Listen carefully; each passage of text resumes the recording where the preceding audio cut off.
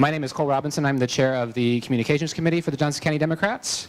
And also, I'd like to start by recognizing all of our elected officials in the room. And I'm going to do my best. I know most of you, but I do miss, I feel like, always one or two. So I see Jory Nelson from Prairie Village City Council. If you could stand up, that would help me a lot, and I'll make sure you get identified. All of our local electeds. Jory. I'm sorry. Okay. Mayor Schwab. We have Mr. Morrow back in the room from Gardner. Yeah.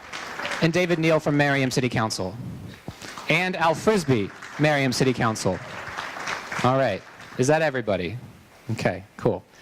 A couple of announcements. Number one, starting with county business, we have a Democratic Gala coming up later this year. We had one last year with Tim Kaine. He flew in, gave a tremendous speech.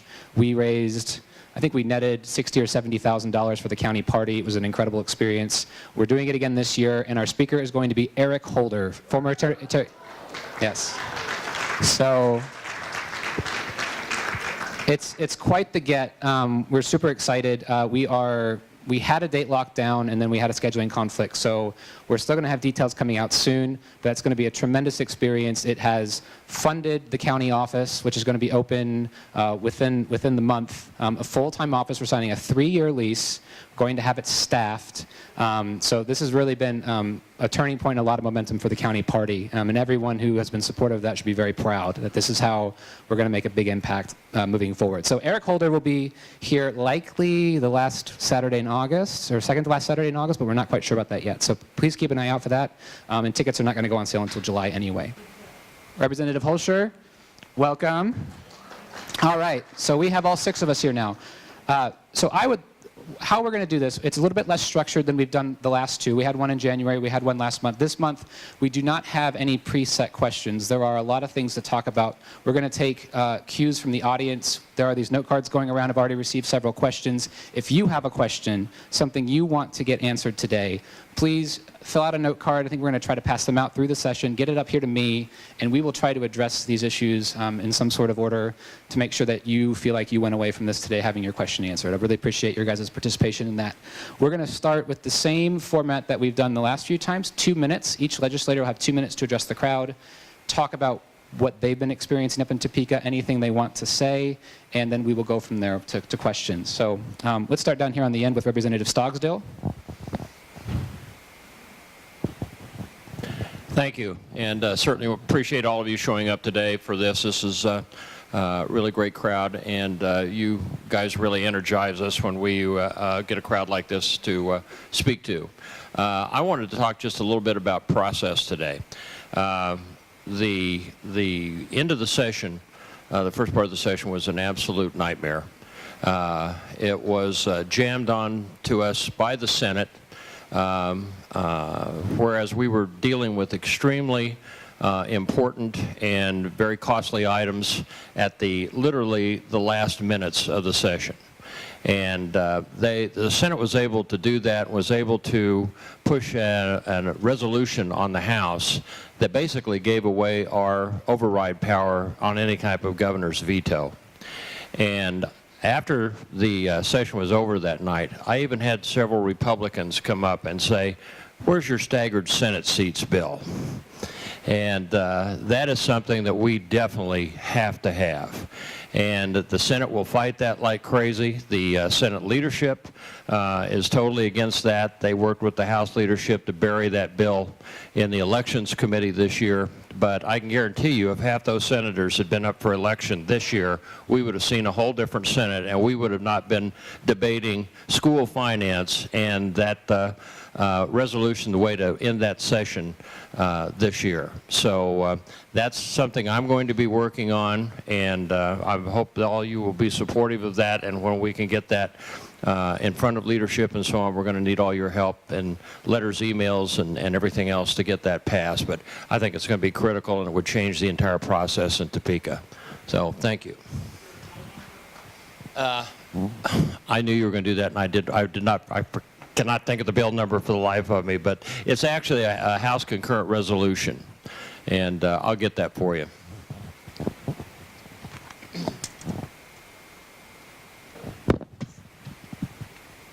Excuse me, Cole.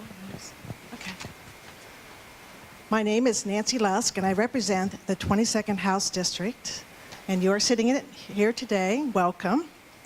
The boundaries are the 75th down to 95th. Metcalf is on the east, and the Central Library is on the far west. So that kind of gives you a general idea.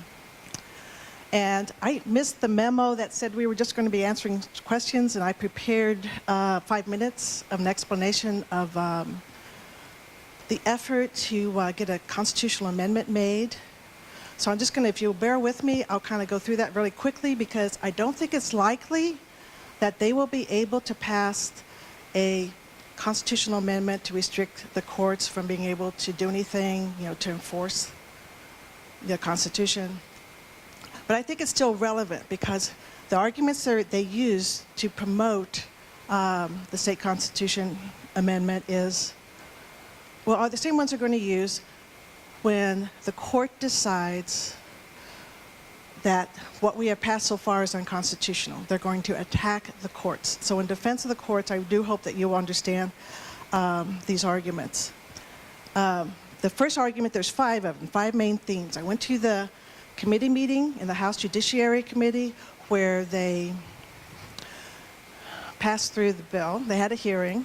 It started at 3:30 in the afternoon, and it went until 7:30. It was 4 hours.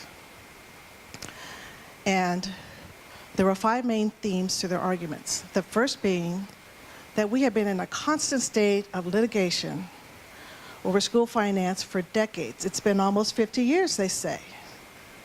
Well, first of all, that's not true. And second of all, the way they've written it, it's not going to end the litigation. If you look at the first 3 decades,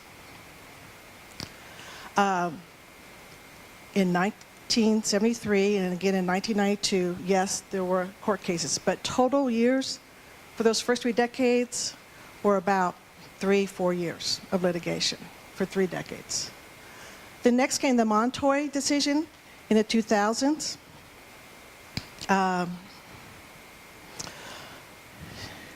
And with that, there were some equity issues. But the basic problem in the early 2000s and why that case came was because in 1992, when they established the new formula, they did not put in a provision to keep it up with inflation. So if you look at that funding level in 1992, and you take it forward, according to the Consumer Price Index, to the mid-2000s, the state was about $1 billion behind inflation. That was the primary reason why the funding was inadequate. And that was even during the boom years of the late 90s and the 2000s. So then the legislature fixed it, and the lawsuit was dismissed. It went away. For 3 years, we were on track to funding it like we should be. The Great Recession hit. And yes, we did need to pull back. But then when we had the opportunity to start moving forward, restore our state services and our programs, instead, like other states were doing, we chose the disastrous tax policy that tanked our state revenues. So,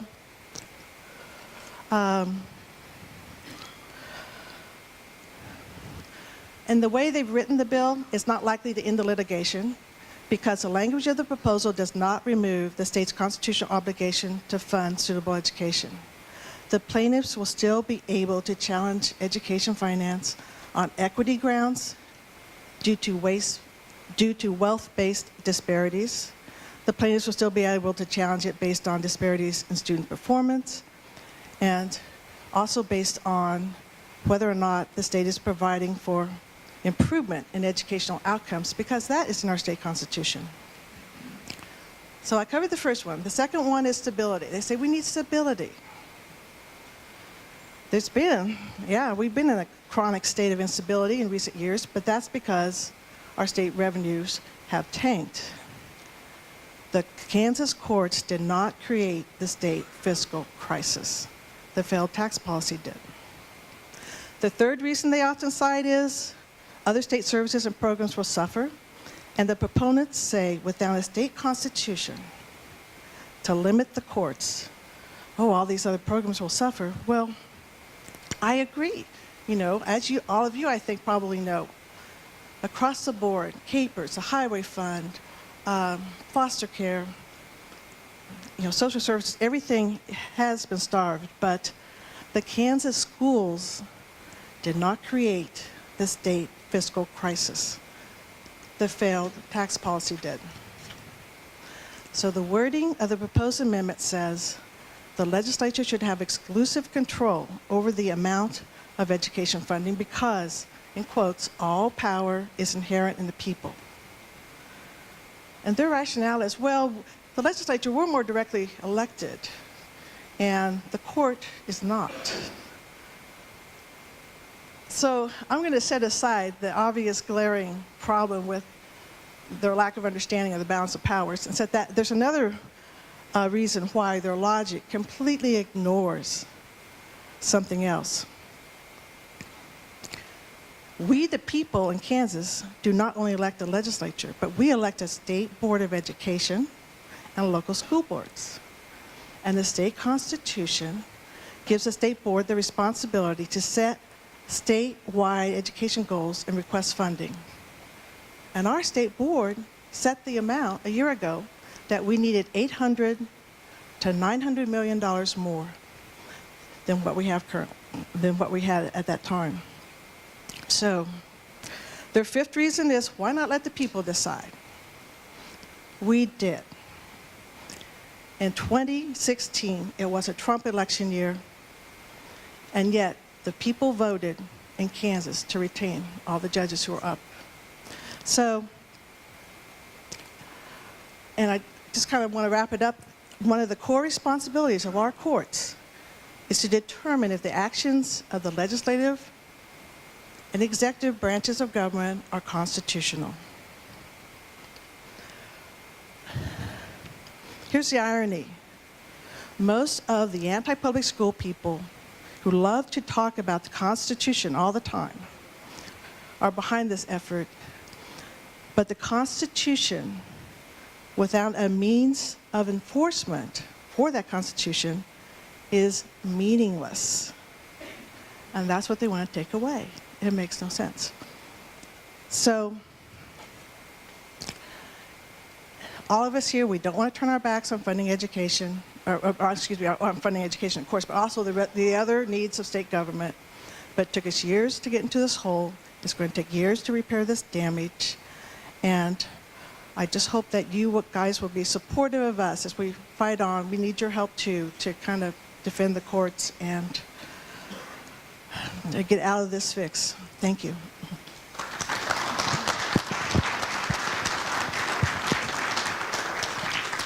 All right, thank you, Representative Lusk. Representative Neighbor, we'll continue with our introductions. Thank you, and welcome to all of you on this wonderful Saturday morning. No snow and no rain yet. So, and the weather man has said we won't have snow tomorrow, which would be the fourth Sunday in April. So I hope we're safe and we're heading into spring. Consensus revenue came in yesterday, up around $214 million. That's quite a bit. Everybody was happy with that. Will that ease some of the decision-making for education? Possibly, but we have multiple agencies out there that we need to go back and start funding. One of the sad things that has been happening this last, 2 weeks or whatever, is the pitting of one agency against another. And that would be roads or construction against schools, and a group got together and their purpose was to promote the constitutional amendment. And I know personally that at least two of those lobbyists said they're backpedaling really, really fast, and they're not real happy right now because it's not a winning situation. School finance law is flawed. We know that. We knew it.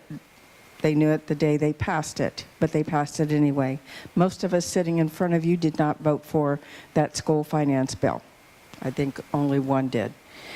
The interesting thing on that was there was an attempt by the Democrat caucus to correct some of those issues, like special ed and some LOB issues. But there was a piece put into the school finance law that covered LOB, and that ended up hurting Shawnee Mission the worst of any school district across the state of Kansas. There is a trailer bill out there, and it will be coming up when we get back, and it is there to correct the two shortfalls. Some of you have read about the $180 million in special ed flaw. That is in there. And then to remove the entire section on the LOB, which was brought to us by Clay Arend. And he always has surprises that he likes to put in things, and sometimes it's not well thought through. The AG has filed and asked for a 10-day extension with the courts for us to be able to do what we should have done a long time ago. Whether they come back and say yay or nay is certainly going to be an interesting dilemma when we go back, because they have truly given us enough time. We chose not to use it wisely. So that covers the trailer bill.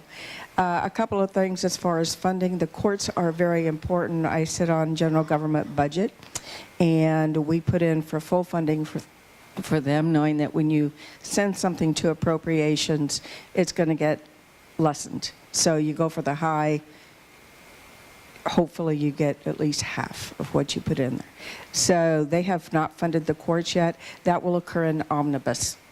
And they know there is a critical need. We saw photos of food pantries in the back of the offices. Those are for court workers because they couldn't make it through the weekend with enough money to buy food. And that's sad to be in that state, in the state of Kansas, or anywhere. Actually, when we started out this year, it was pleasant. It was different. We had people that have been there and said, oh, it had been horrible. This is a great change. And then all of a sudden we came back after Easter and the games began. And different leadership would hold out for certain bills, and that is their prerogative. But playing games is not a good thing. And sadly enough, we had with the constitutional amendment and the school finance law that was passed, Senator Denning and Wagle sent a letter about Ron Reichman, that he was the one that told him not to run it, which was not true, because Senator Denning stood up in the Republican Caucus meeting and had to admit that he was responsible for doing that. And he said it might affect his credibility. That's all up to you, how you look at it. But those are the kinds of games that are being played right now. We will be going back this next Thursday. And please watch. The football's not on now. We do have baseball. The team's not doing real well, so you can cheer for that. But watch the games being played in Topeka when we go back. They may be quite interesting.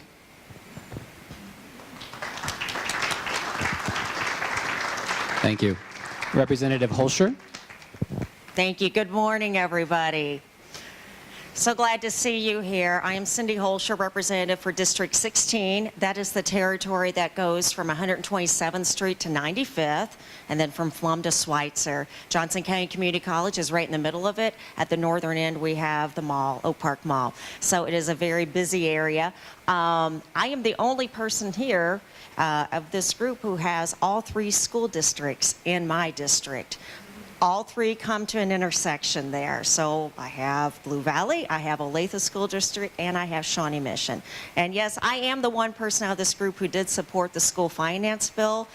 Did not love that bill by any means. It probably is not enough money, but I will tell you, 2 of my 3 school districts strongly supported it, and the third was warm to it. So I do have to vote my district, and that is what my district wanted. That bill was a strange mix of supporters. Moderate Republicans, some Democrats, some conservatives, same type of thing opposing it. So things will get very interesting as we head back next week. The one thing I will point out, I'm going to be expedient here, the situation we're in right now in Topeka is by design. the way things have been drug out as far as things that need our attention, that was chosen by leadership to push us back into the corner to hopefully make hasty decisions. So like I said, things will get very interesting when we go back. My main message, and we'll talk about this more later, we need more reasonable people in Topeka.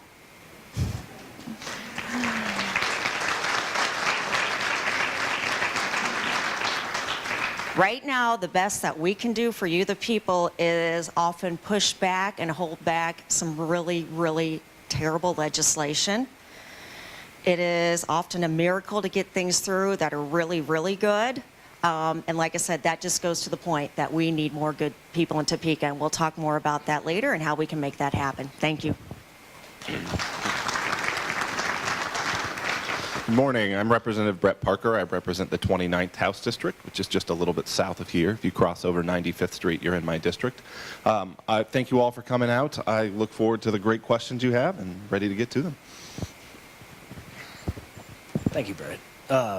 Jared Owsley, House District 24. And I would like to take this moment to acknowledge another elected official that walked in late. We got Senator Barbara Bollier, Senate District 7.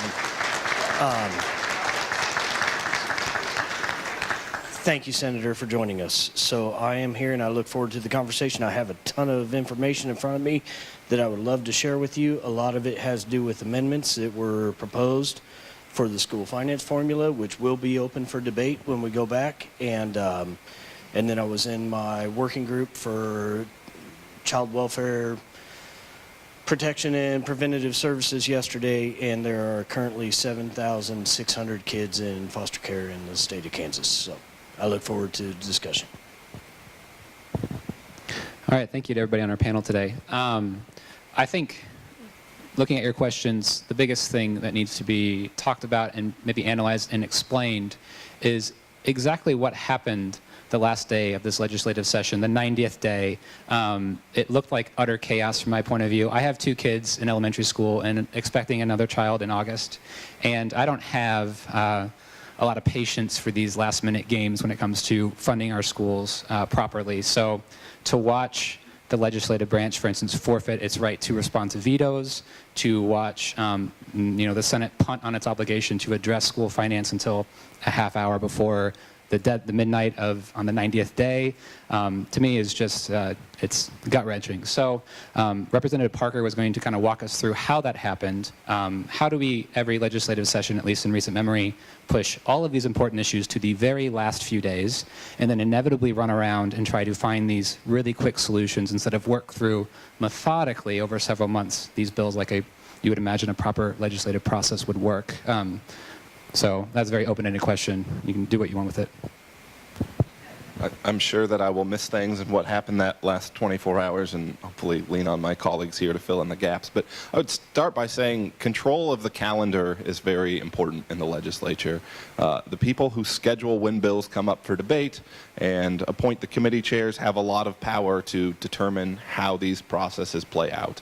And I maintain that we had a very good election in 2016 for the state of Kansas. We have people who are ready to work together and solve problems in a way that is acceptable to most people in Kansas and certainly people in both parties.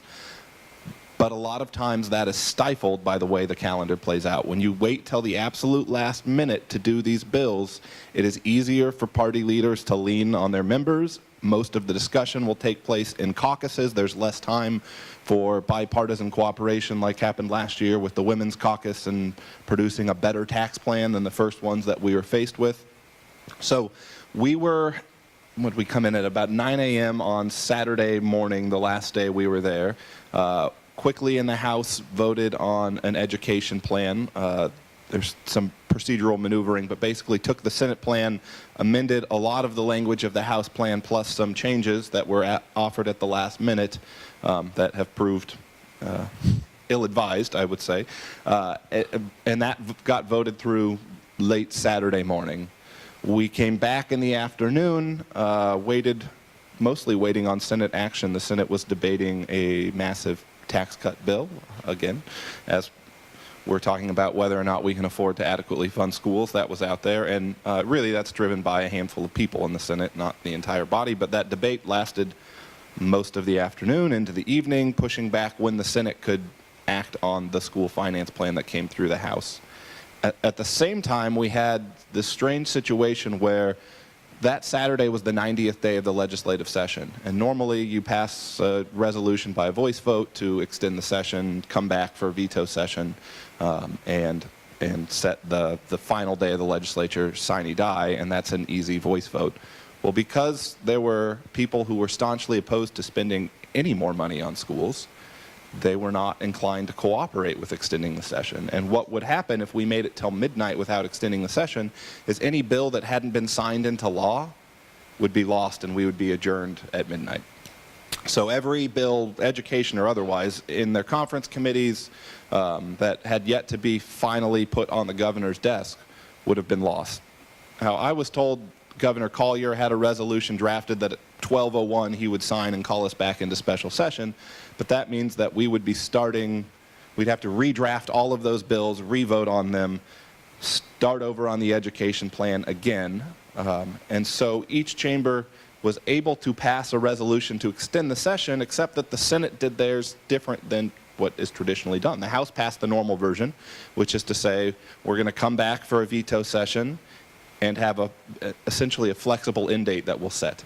That gives us, as was referenced before, the ability to try and override any of the governor's vetoes on the final votes that we take, like the budget being the major one. The Senate passed a resolution saying that May 4th is the end day no matter what. So we go back on the 26th. That gives us a week and a half. May 4th is when we are going to adjourn until we come back for that final day a few weeks later. The Senate said we're going to do without the normal sine die day off in the distance. So in essence, anything we pass up till May 4th, the governor has 10 days to choose whether to sign or veto it. And if he vetoes it, we don't get to come back and try and override that. And that's especially significant because we haven't passed a final budget yet. The Senate has passed their budget. The House has not debated our budget yet. But the governor can line item veto things in the budget, which means he can strike certain parts of it without all of it. So anything that he doesn't like in the budget that the legislature supports, he can strike, and we will have no say to override that. There was a lot of bipartisan discussion in the House as we approached midnight on these resolutions about what is the motivation for forfeiting that right. And I was talking with one of the more conservative members of the House, and he just said, I'm sure we'll find out on May 3rd or May 4th what the reason was, but it wasn't by accident. So all of that said, the House had passed one version, the Senate had passed another.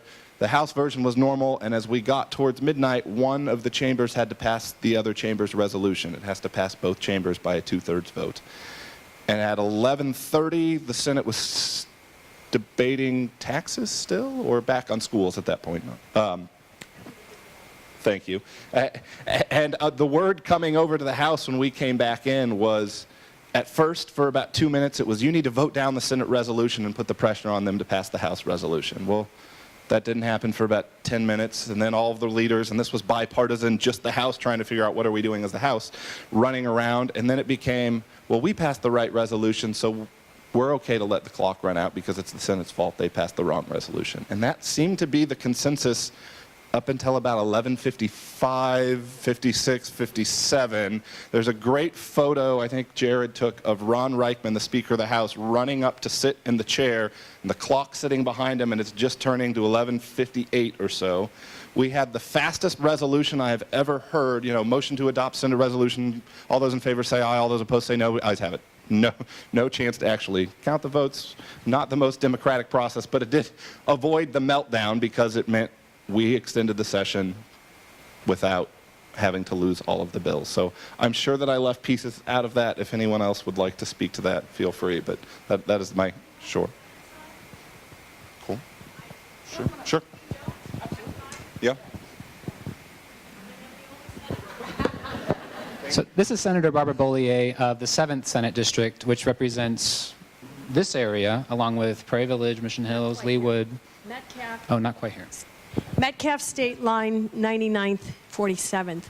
Thank you, Democrats, for letting a moderate Republican speak.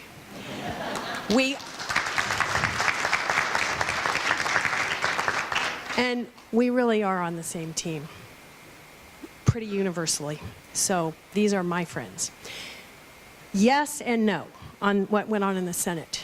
The Senate right now is invaded and controlled most of the time by a group called the Truth Caucus.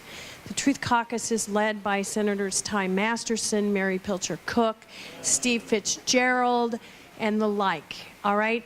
Their goal was to not let us vote on a school funding formula, so they were filibustering that entire day. And we were well aware of it, but they had done their research and understood the rules, and we couldn't get out. We had to bring in the head reviser, Gordon Self, and he's been there for 40 years, and he was here with the rules trying to maneuver us out of a place to be able to get to where we could even get a resolution on the floor to adjourn. Listen, I have never seen anything like it in my life, and you talk about stress, let alone with 100+ teachers in red shirts sitting above you going pass this bill, and they're filibustering, and we're talking about an absurd idea to cut taxes when we're trying to get what we need to pay for school. It was insane. But my understanding of the two resolutions is that every other year there is a rotation. The House puts in a resolution and we adopt that for adjournment. The Senate the next year does the resolution. It was the Senate's turn, and that's where our leadership was coming from. Do I support the fact that they screwed us? No, because they have disenfranchised this state, and I criticize that. But I will tell you, in the midst of all this chaos, we were just trying to get something done and out there, and no one really realized someone was manipulating us. I take full responsibility. I didn't even realize it. I did wonder why in the world this was a May 6th. We've never had a date like that. But my word, we had to get something out there or we lost everything. So be that as it may, that's what happened. So yes, we were waiting on the Senate side. All of us had our phones out, 98, 90, counting down, my God. And then this thing passed, and then we moved on. Yes, the bill passed both ways, passed on both sides. I voted no. I knew what was in that amendment. I asked the reviser what was in that amendment. Many people didn't, and there was a tremendous amount of pressure from very well-known leaders in this community to pass that bill. I'm not sure everybody knew what was in that amendment. And none of us knew the money effect, none of us, because those numbers hadn't been calculated yet. So we get what we got. The reason things take a long time, I'm going to defend the Senate. I'm on the Senate Education Committee and on the Special Education, or the Special Funding for Education Committee. We worked the entire session on our bill.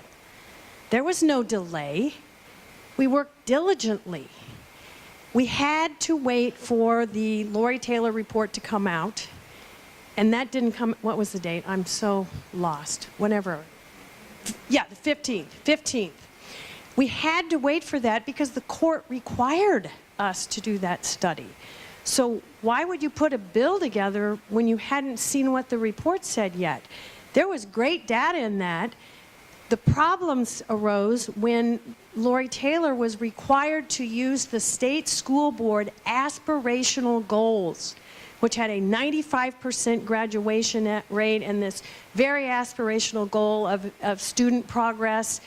And when $2 billion came out as one of the options for the payment, people went nuts. Well, if you really read the report, that wasn't her only statement. And when we asked for more information, her second report back clarified, and we could mark down what you would get for what percent raise of progress.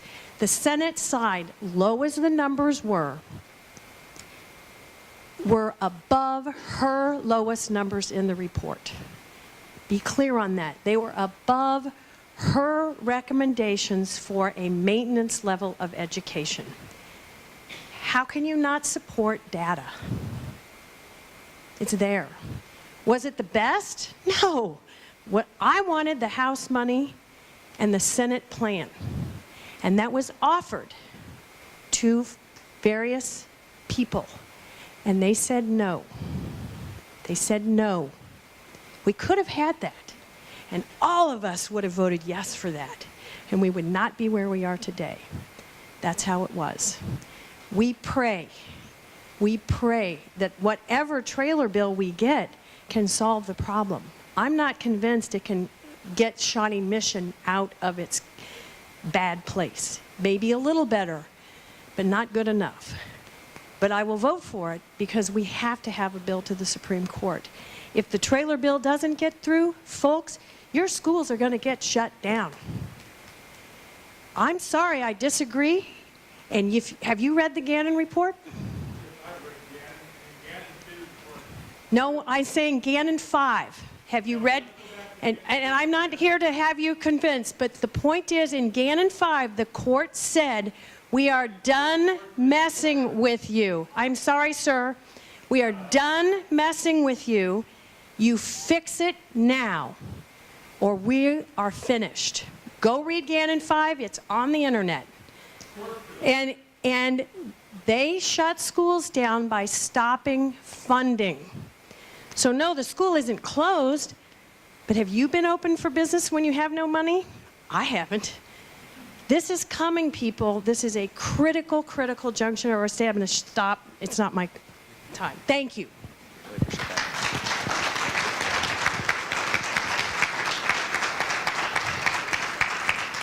Thank you, Senator. And I just want to say, I think a lot of people are upset.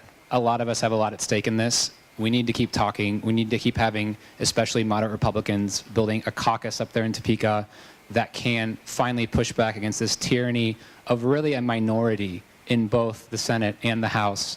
The system is essentially broken, and we're not going to get, we're not going to find solutions if we, are shouting at each other and not trying to build something together. So that was my little soapbox. Did anyone else want to talk about education for right now, or have we addressed a majority of, it's kind of like a wait and see thing, I guess. See what the trailer bill, yeah. So look, the leaders in this community that we were speaking of were not Democrats whipping votes for this bill. There were 2 times offered. We had our colleague Ed Trimmer offer an amendment to bring it up to undoubtedly constitutional amounts of funding based upon court rulings in 2006 that the courts ruled were constitutional amounts of funding, and they just brought that up for Consumer Price Index, and that was known as the Trimmer Amendment. We had our colleague Jeff Pittman offer an amendment to bring us up to our 92% obligation to fund special education from the state. That was known as the Trimmer Amendment. Both of these, Pittman Amendment, both of these were offered twice in the House. Both of these failed, not exactly down party lines, but pretty close. But for Shawnee Mission, I just want to point out that had the Trimmer Amendment passed, it would have brought in $11.4 million versus the 4.4 that 423 was supposed to bring in without the $80 million error, which wasn't an error. And had the Pittman Amendment passed, it would have been an additional 3.6. So we would have been looking at $15 million increase for FY19. Then that would have been undoubtedly constitutional. We wouldn't be back in June. We wouldn't be facing a constitutional crisis. We wouldn't be throwing our courts under the bus. We would be doing our job as legislators and constitutionally funding that. That being said, yesterday the revenue estimates came out that bring $533 million estimated revenue within the next 2 years.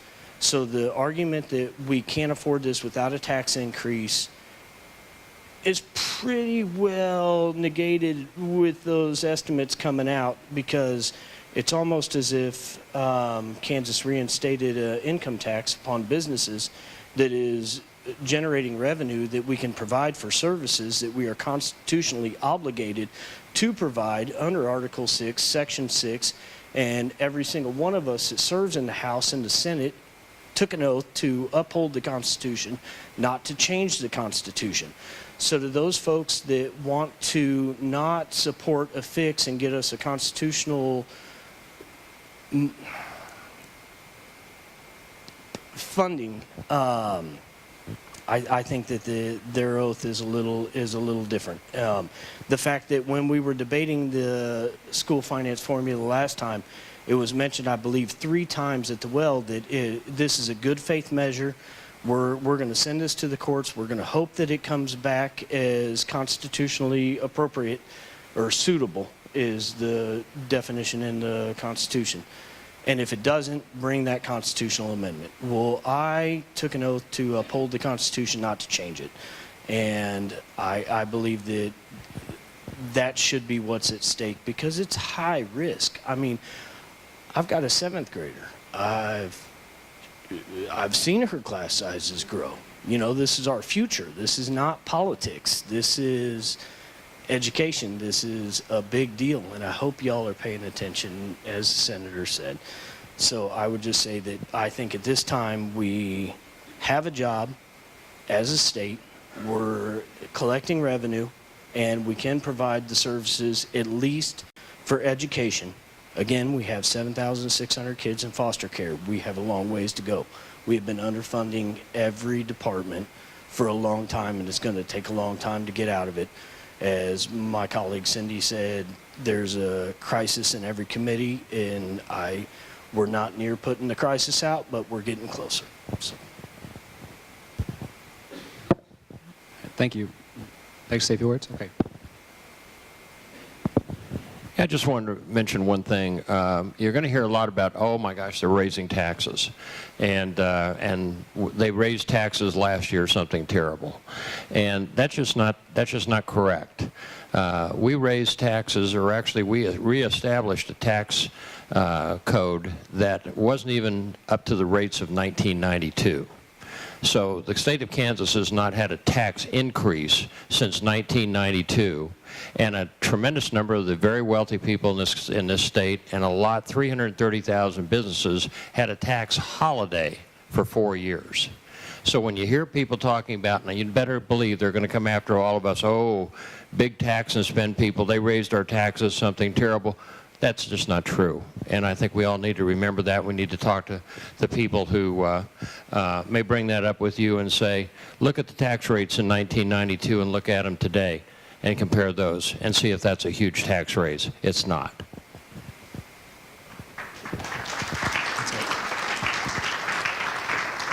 Okay, so my question is, what, in the opinion of the 6 up here, and perhaps the senator also, what happens when this gets sent back as unconstitutional? What mechanisms do we have to pass something constitutional, or will schools shut down? I think those are more actionable and practical questions that I would like personally to be answered. Does anyone have any opinions about what that looks like when this gets sent back? It's never happened, but it has happened in other states.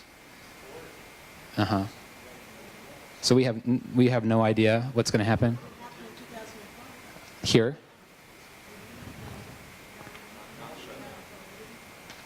Senator, do you have any thoughts? Or we don't know what's going to happen. Okay. The brinksmanship being displayed currently is unprecedented. We've never been here before. We have been challenged in court time and again, and we have come to a settlement, and the legislature has stepped up and done its job. We would still be doing our job perhaps had the 2008 recession not set in and we didn't have to withdraw funding and redirect funding in another state or in other places. But and then the 2009 self-inflicted recession set in. So we've never been here before. We're in uncharted territories. I think one of the things we have to be very aware of is that we have a group of people serving in the legislature that don't like public education, and they are going to do anything and everything in their power to make this fail. And that's why we have the constitutional amendment.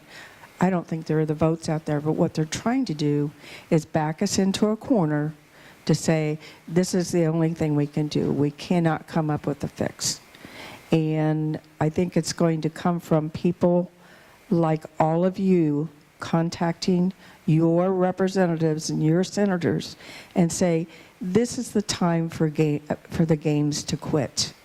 Our children, our grandchildren are paying for this poor 2-year-old behavior going back and forth. But don't kid yourself. There are a lot of them out there that say, you should be paying for a school. We should not have to fund it, or you can do it at your local level, which years ago we did, and that was found to be not equitable, and we can understand why. But they are very, very serious about doing what they're doing. And so we will see when we go back how far they're going to go. I think it'll be interesting to find out whether our AG gets that extra 10 days to be able to present. I think that's very iffy because the courts definitely said, this is your timeline. They said that clearly last year in the court, and they were adamant about, you've had all this time, years working up to this, and all of a sudden you didn't do anything until, wham, you had to. So we were put on notice. We were definitely put on notice. And there's a reason why leadership keeps it to the last minute. There are, and I want to say, I'm not going to say threats, but there are certainly phone calls made, certainly visits to the leadership office about, we need you to vote for this, and this is why, and if you want to keep your position on this, or if you want to have any say in that, this is what you'll be doing. It's a threat. But that's what's happening right now.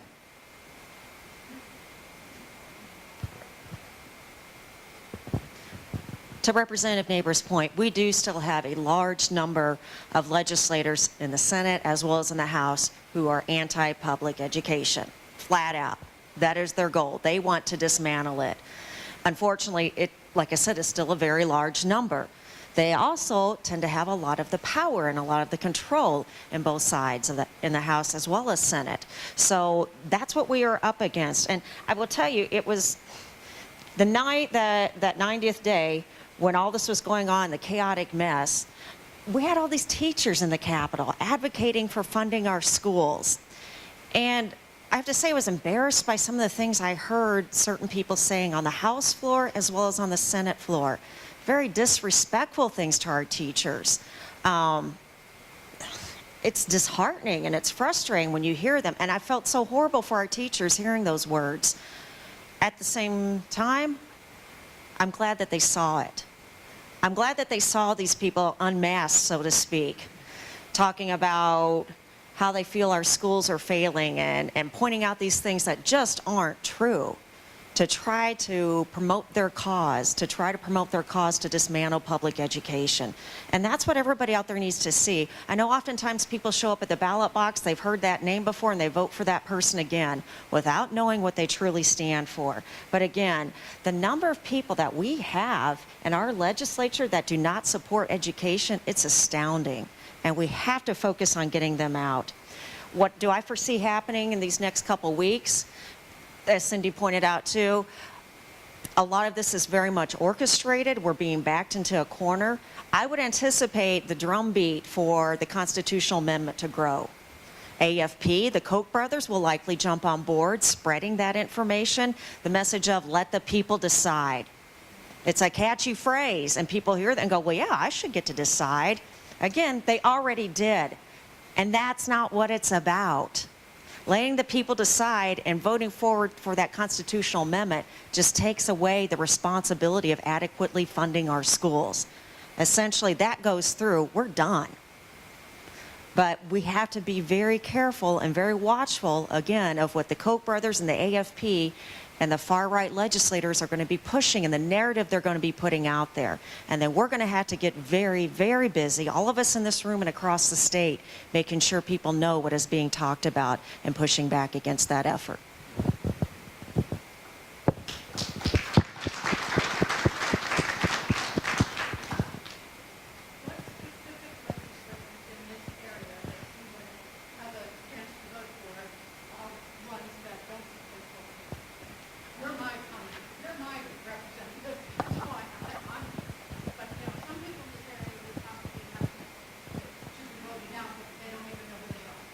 Do you want to name names? How nice of you to ask. I just happened to bring a list today.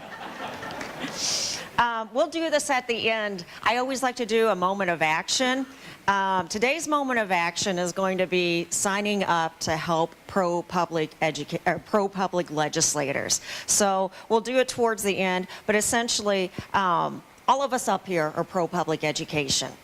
We have a number of legislators out there that are. We have a number that are not, even right here in Johnson County. So, like I said, I brought my list today so that we can get involved and make sure that with the 2018 elections, we're sending great people to Topeka. So we will do that in a bit. Well, we could have a forum like this one all about education, I think, especially today. But I did get a lot of questions that didn't have to do with education, so we're going to try to address a few of them. By far, the biggest one has to do with health care and expanding Medicaid in Kansas or reforming CanCare. I don't know if anyone on the panel, Mr. Parker? So in the House, we have tried 4 or 5 times now to offer amendments to other bills to expand Medicaid. And the reason we're doing that through floor amendments is because the chair of the Health Committee doesn't support Medicaid expansion and has refused to allow a hearing. On the Senate side, they have had a hearing, and Senator Bollier is the vice chair on that committee. They passed it out of committee unanimously. Thankfully, one of the far-right senators was gone that way, but unanimously is a nice talking point, so we'll keep using that.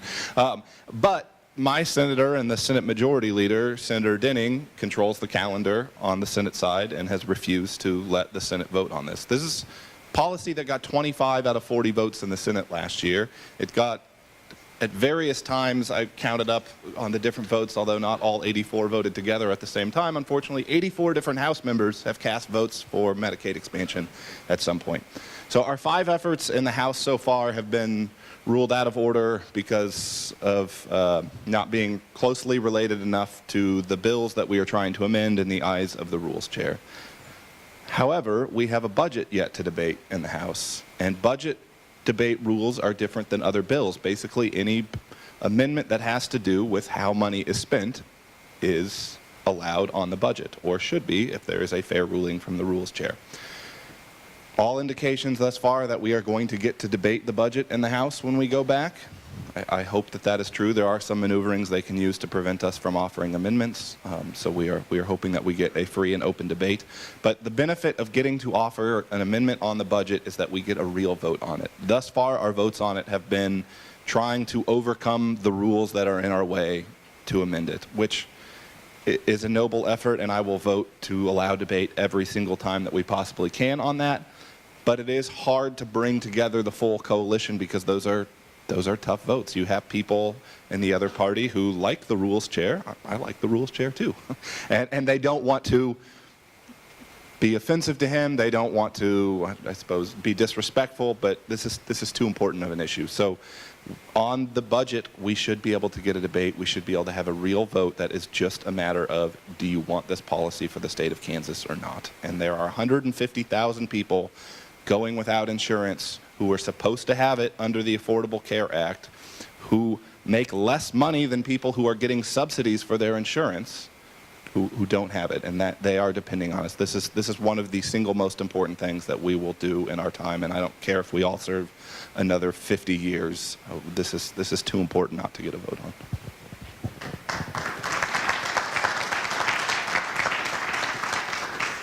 I'm on the Healthcare Committee. I think I'm the only one up here from the House that is on that committee. It is frustrating to watch the maneuvering and the obstructionism in that committee.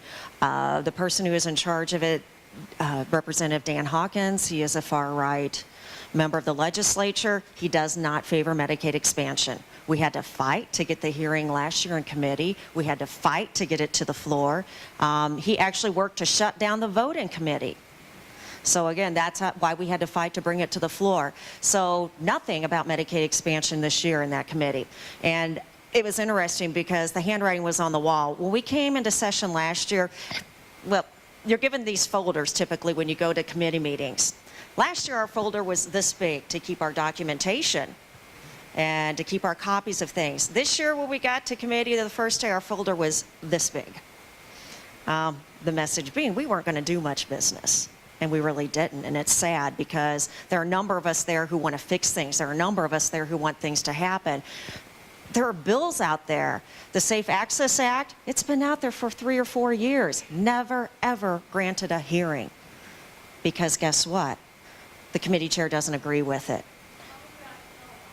Telehealth, okay. An 8-year bill that has been worked and worked and worked and waiting and waiting. It's a good bill overall. It comes to committee. Looks good, we're working on it. We come back to vote on it. Some language had been inserted mysteriously. That language happened to deal with abortion. That happens often. Then it's not by us on the committee, but it comes back. So then there's this big debate on trying to get the language out and how to maneuver and how to make this happen. Then the bill gets sent over to the Senate. Thankfully, our Senate partners did pull that language out, but it keeps showing up. Oh, you didn't? I thought you were going to, sorry. All right, come here. So we left in the language that says it's illegal to have an abortion through telehealth, but we pulled out the non-severability clause that Kansans for Life insists is in the bill. And so it has to go back to conference, and the Senate is not going to conference. If Kansans for Life won't let that come out, we're done. They can be responsible for denying care to all Kansans. It's not just rural Kansans that aren't going to get their telemedicine. Every one of you that might have that opportunity throughout wherever, you can have it, but it won't be paid for by insurance, most likely. That's what this bill is about. So you need to understand what Kansans for Life controls in this state. And it is your health care now. Pay attention. Yeah. So yes, to that point, special interest groups have a lot of control there. So that's just one example. A bill that really was a good one, 8 years in the making, it might be done. So again, Kansans will not get access to health care. Kansans will not get access to Medicaid expansion because, again, that keeps getting shot down. I advocated hard for it last year, and we came very close. The governor vetoed it. It came back. We were 3 votes short of overriding it. A lot of people keep saying this year, when we keep pushing for it, saying, you know, we need to have the vote on the floor. A number of people keep saying, well, we did it last year. Okay. We have a new governor, and you know what? I would like to put him on the record for his stance on Medicaid expansion. So my viewpoint is, let's go ahead and pass it. Let's go ahead and send it to the governor, because then it's on him as far as whatever decision is made there. And I know he wants to evade having that decision, so we're only doing him a favor by not having the discussion and not having the vote. So we are going to keep pushing for it. We are going to keep pushing for the vote on the floor. I will vote every single time for the debate on Medicaid expansion, and we will keep going until we are out of time, and we'll keep doing it next year too.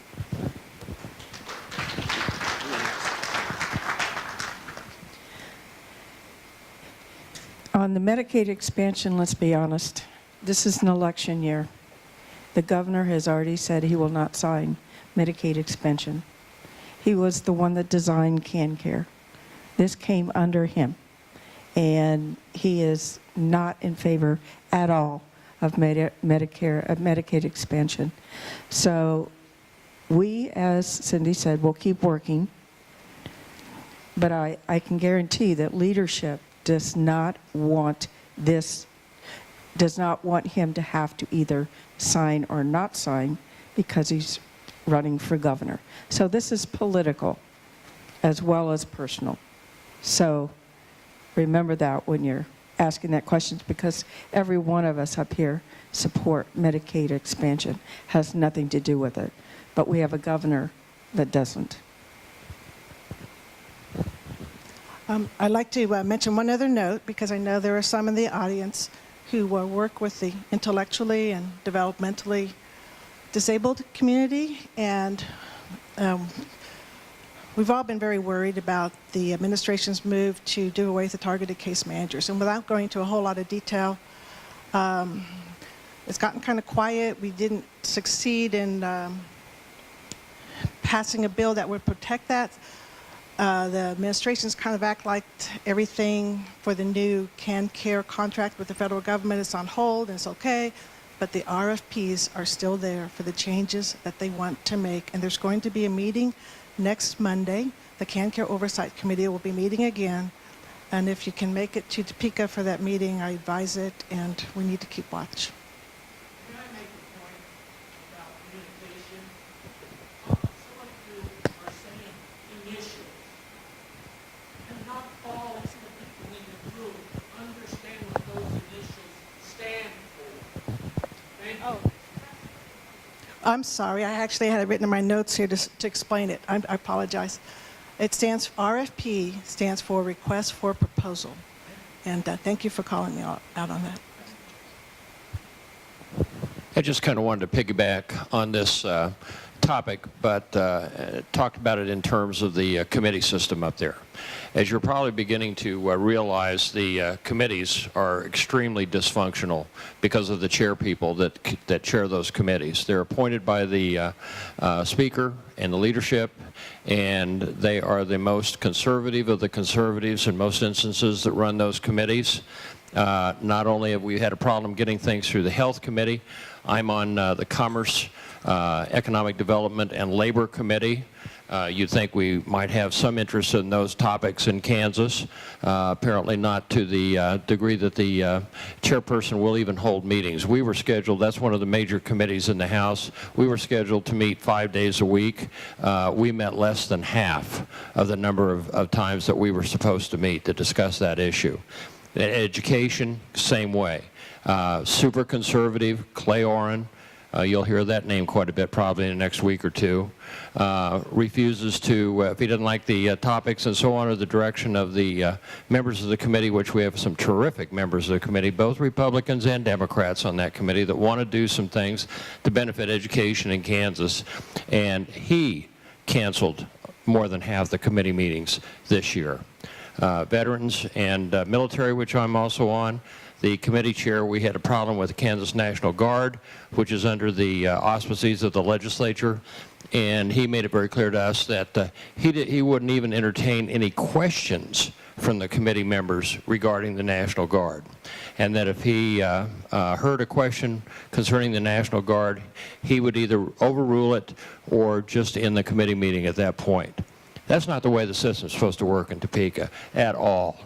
As a matter of fact, we started yesterday, 4 of us on the Commerce Committee are starting to form an innovation caucus to address some of these issues, especially in the field of economic development. And we shouldn't have to have an innovation caucus. These are the issues that should be brought up in the Commerce Committee. And if we take over the House, governorship, that sort of thing next year, I'm going to recommend they do away with the Commerce, Economic Development, and Labor Committees. We should have a Commerce Committee, an Economic Development Committee, and a Labor Committee. Because right now, with the leadership that's on that committee, they don't care much about commerce, they don't know a hoot about economic development, and they hate labor. So you wonder why bills don't come out of that committee? That could be part of the problem. But anyway, we need to address that committee system, and the best way to do that is to change a lot of these conservatives in November. So, thank you.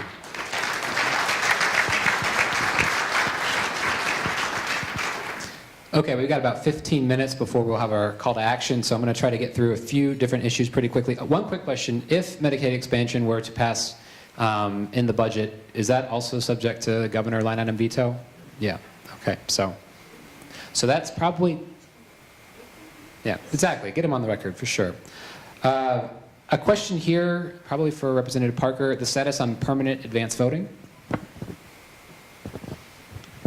This is going to sound like a familiar refrain at this point. Last year we had a hearing on a bill in the Elections Committee to allow people to do permanent advance ballots. So if you have a permanent disability, when you apply for a mail ballot, you can check a box and they will send you one for every election. I would like to open that up to anyone who likes to vote that way and save the paperwork for our county clerks. We had a hearing and no vote last year. We put it into another bill that we've talked about at this forum before, an election reform bill that didn't get a hearing this session. One of my Republican colleagues, Mary Martha Good, amended that language into another bill. Bipartisan support, passed it out of the committee. We even had a very conservative member of our committee vote for that policy, but the chairperson did not. And so he went to the House Majority Leader, who sets the schedule, and says, under no circumstances should you allow a vote on this. So we were frustrated in that, but my brave colleague, Mary Martha Good, went right back to the Majority Leader's office and said, I want you to put this up on the calendar. And he said, okay, I'll do it tomorrow. And then tomorrow came, and it was not there, because the chairperson had gone back and said, I know that you're going to do this.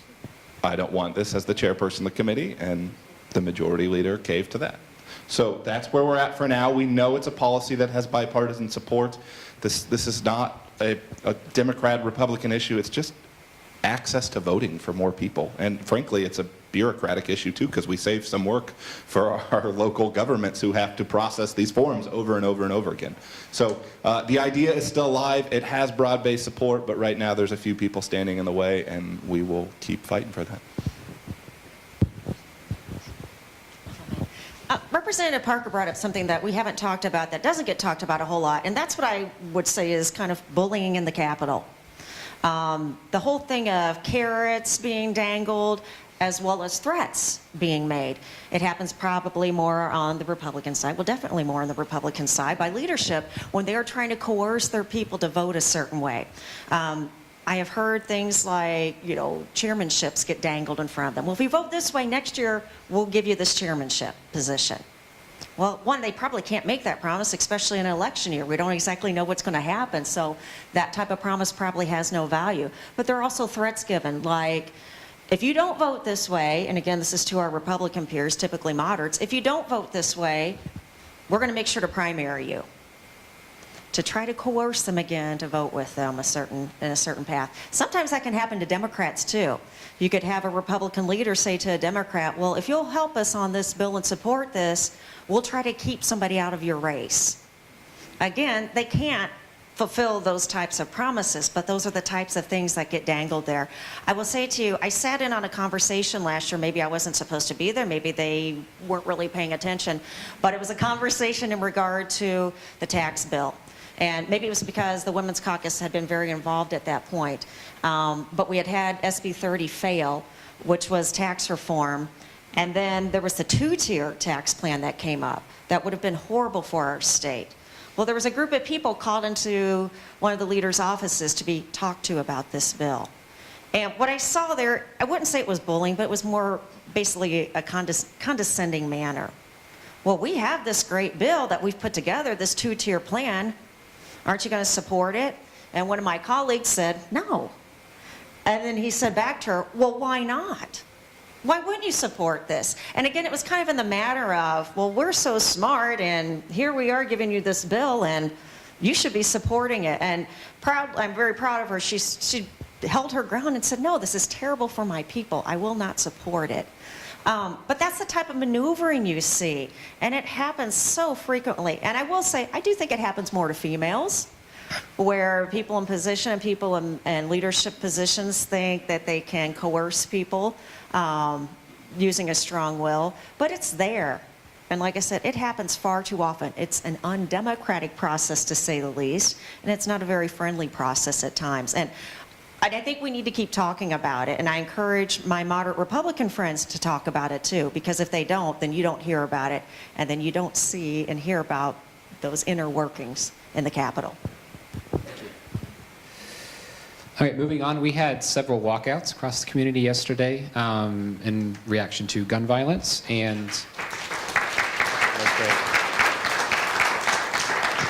We also had a bill that I believe that came up before the Parkland shooting that lowered the concealed carry law, the ability to conceal and carry to 18. I guess somebody was looking for an update on where that bill is at, and in general, future legislation regarding firearms, what your guys' outlook is for that. What is the mood up in Topeka right now regarding a lot of those gun-related issues? Does anyone want to address that? Interestingly, yesterday was the 19-year anniversary of the Columbine Massacre. There were a number of us involved in school walkouts. I went to Olathe North, where there were hundreds of students on the football field commemorating the event and calling for gun reform. At the same time, Secretary of State Chris Kobach, who is also a gubernatorial candidate, I know, we all feel that way, was having a pro-gun rally on the steps of the Capitol. In attendance, Governor Coyer was not able to make it, or had other obligations apparently, but sent Lieutenant Governor Tracy Mann to be there. Speaker Ron Reichman was there. Senate President Susan Wagle was there, as well as a number of other representatives and senators from across the state. It was shameful, is the best way I could put it, to listen to Mr. Kobach speak and mock these students, is the best way I can put it. He said things like, 16-year-olds don't speak for me. He said things like, why don't you all go back to class and study the Second Amendment? And he said this to kids who were out there counter-protesting. Go back to class and study the Second Amendment and maybe you'll learn something, is what he said to them.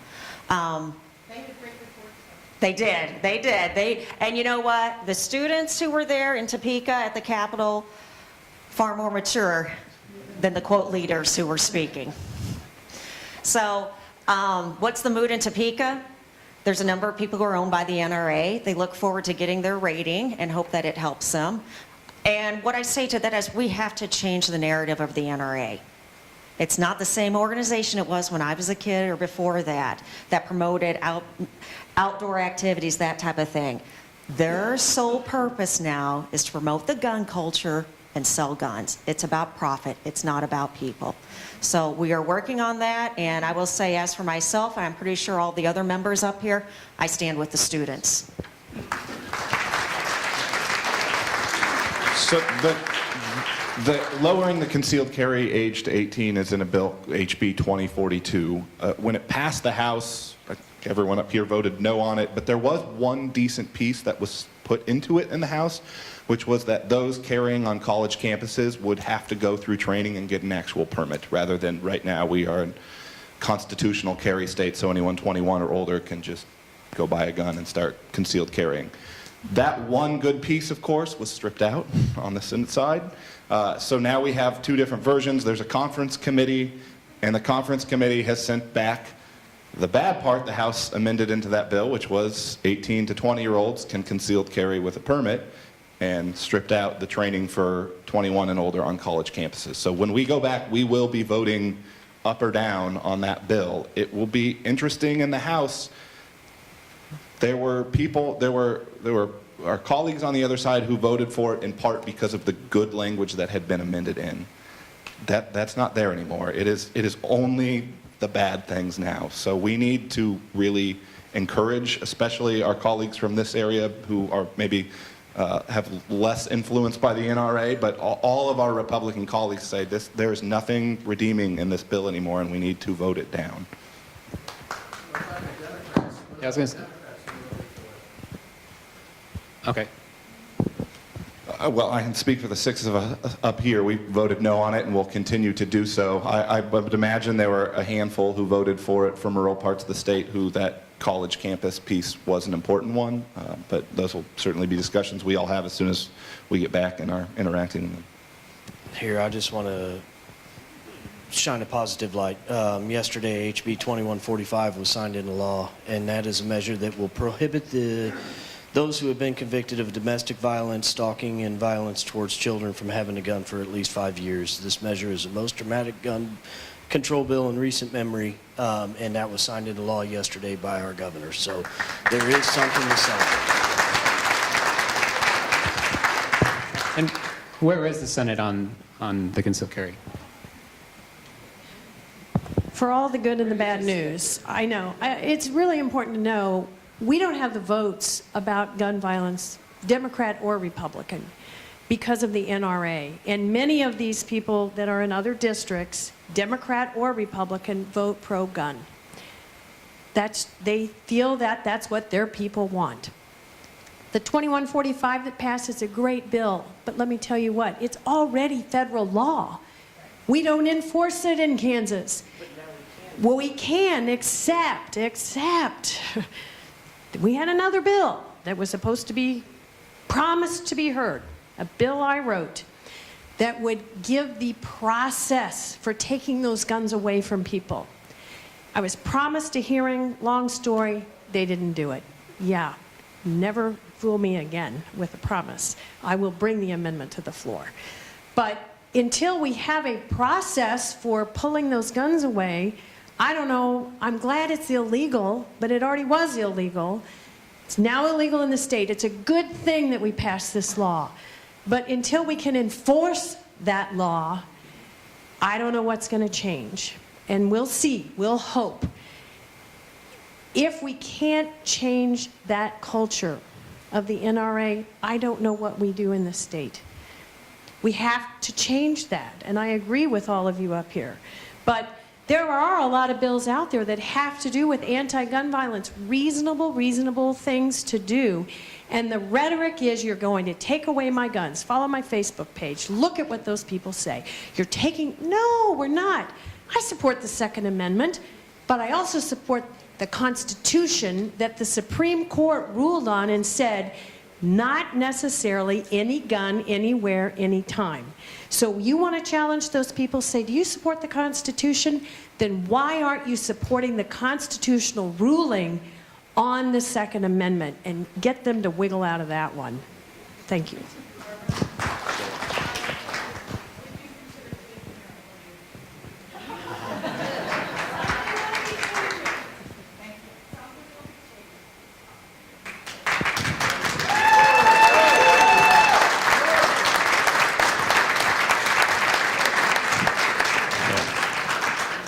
Yeah, this is an issue that's near and dear to my heart, and I just want to say that I hope all of us will support those kids that are out there getting involved in this issue.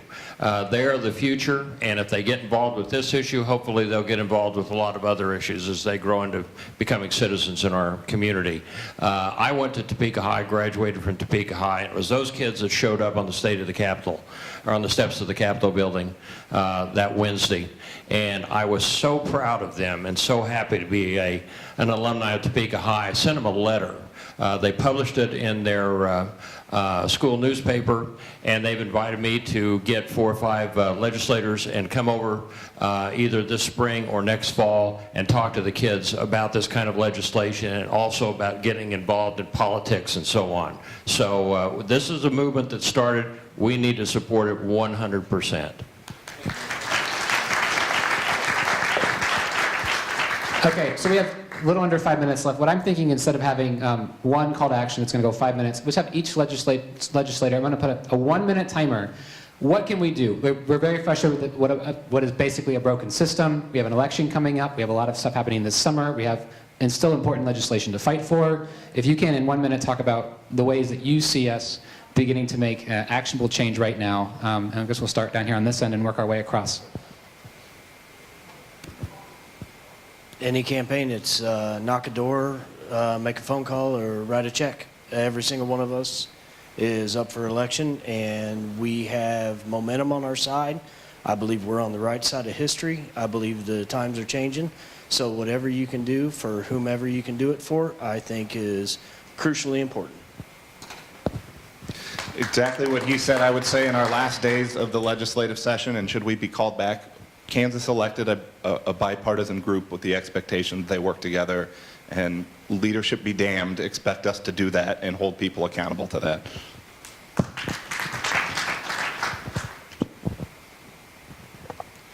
Cards, letters, write, walk, money. But keep your emails of support coming, because that encourages us every day that we're doing the right thing, and every once in a while, it's nice to get one that says thank you.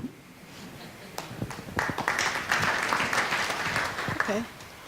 I would like to take this time to have any candidates in the room who are running, and when you're, if you could just stand up and we could recognize you. Okay.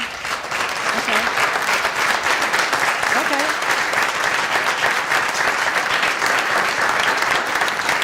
Okay. That's part of the solution right there. Please get involved.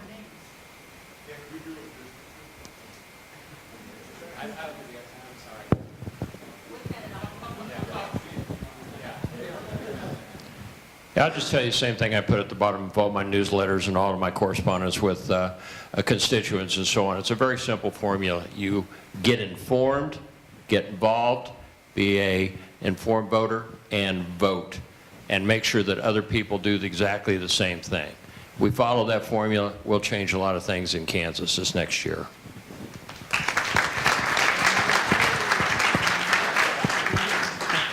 All right. Get your phones out. Everybody here has a cell phone, I'm sure. Get your cell phones out. As was pointed out, what makes a difference in our campaigns and getting people elected? Money, as well as people helping us. All of us go door to door, talking to voters, persuading them to vote for us. That's what makes a difference. It's the ground game. Talking to voters, getting their commitment. So, this is great, having people come to forums. But to make this happen, to make real improvement, we got to have your help. So what I'm going to do is I'm going to hand out, and Brett has another set, to the front, or I'm sorry, to the very end here, a list of all of us who are currently in office, as well as on this form, you'll see candidates who are running against the far right, those people who hate public schools. I want you to pick one of them. And yes, take a picture of it and then pass it on. Or go ahead and make your selection of who you want to help. But pick at least one campaign that you're going to donate to and or go help. Because I will tell you, as a candidate, the most valuable type of help we can get are donations, as well as somebody willing to sign up to go walk one night a week, every week. I've had a number of people who pick Tuesday night, and every Tuesday night they show up with me and they go door to door. And again, that is the way you convince people to vote for you. So maybe Tuesday's not your night, maybe it's Thursday, whatever. Maybe it's Saturday or Sunday. Find a candidate on there that you want to back, and right now, call them, text them, or email them and say, I want to help. And I guarantee you, you will get a response from them.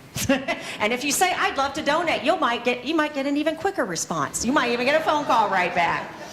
But as we wind things up, please, again, take out your phones, pick somebody you want to help, and let that be your moment of action today. And if you want to, several of us will be going door to door this afternoon. You can come on out and join in on the fun, and we do have fun.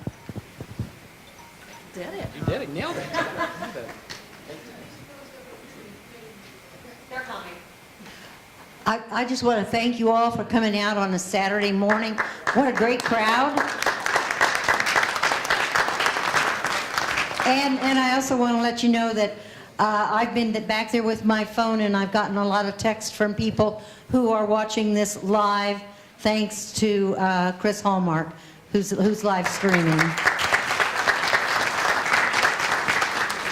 And I have one last plug. Who here is not a Democratic precinct person? Come on, admit it. All right.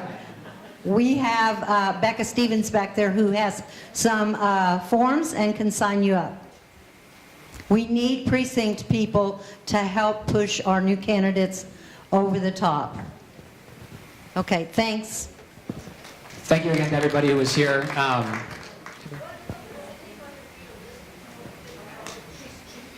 That list is being passed out. Thank you so much for coming. Hopefully we'll see you next month. We do have one more coming up. Stay tuned on our Facebook calendar and with our email list. We'll keep you informed.